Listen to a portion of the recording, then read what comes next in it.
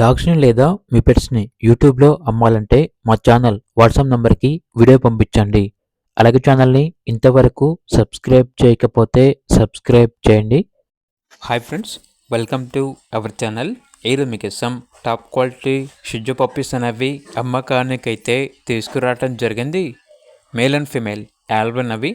ఈ పప్పీస్ అనేవి నాగభూషణం పెట్ జోన్ నుండి తీసుకురావటం జరిగింది.